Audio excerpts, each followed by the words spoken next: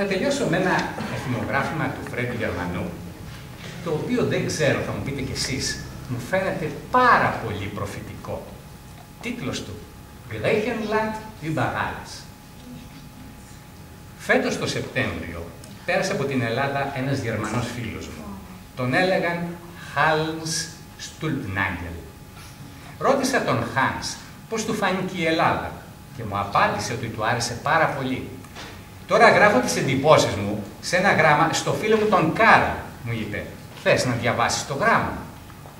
Και είδου το γράμμα. Αγαπητέ μου Κάρλ, σου γράφω από την Ελλάδα όπως σου είχα υποσχεθεί. Τη γύρισα όλη, κρατώντας στο ένα χέρι τριαντάφυλλο και στο άλλο χέρι έναν τόμο με ποίηματα του Χάινε. Mein Gott, μόνον έτσι μπορείς να νιώσεις την Ελλάδα. Την πρώτη μέρα ανέβηκα στην Ακρόπολη. Τι θείος λόγος! Έκατσα στην άκρη του τείχους και κοίταζα την Αθήνα που απλώνονταν από κάτω σαν πιατέλα. Έτσι την είχα δει και πριν 26 χρόνια.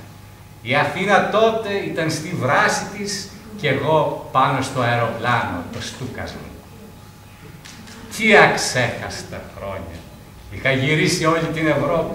Είχα κόψει ένα κοστούμι στο Παρίσι, μια τουλίπα στην Ολλανδία και μια κοντέσα στη Ρώμη.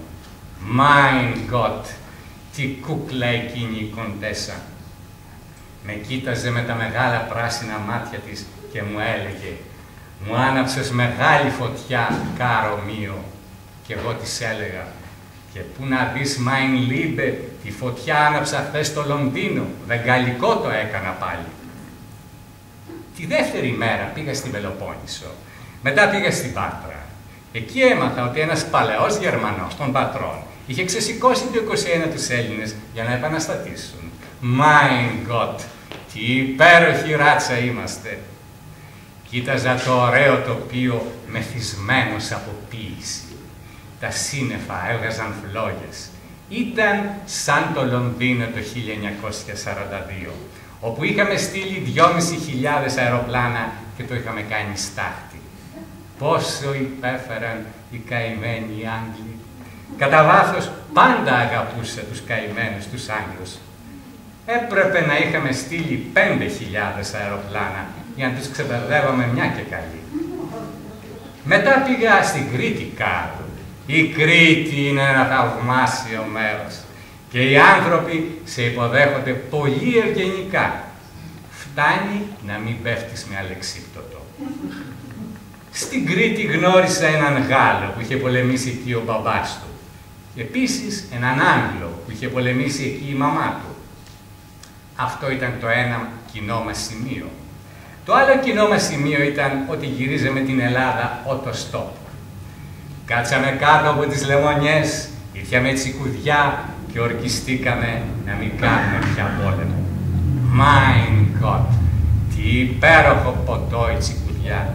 Σε κάνει να αγαπάς όλους τους ανθρώπους. Πώς αγαπώ τον Γάλλο φίλο μου. Όταν καταλάβουμε πάλι το Παρίσι, θα του χαρίσω ένα δελτίο να παίρνει διπλή μερίδα ψωμιού. Κάτω, όταν έρθεις με το καλό στην Κρήτη, μην παραλείψεις να πας στη χαράδρα της Σαμαριάς. Θείο τοπίο, έκλαψα βλέποντάς το. Τι θαυμάσια βάση πυράβλων μπορεί να γίνει. Αν όχι στον Τρίτο Παγκόσμιο Πόλεμο, τότε στον Τέταρτο οπωσδήποτε. Griechenland über alles. Σε φιλώ με αγάπη, Hans. Ευχαριστώ πολύ.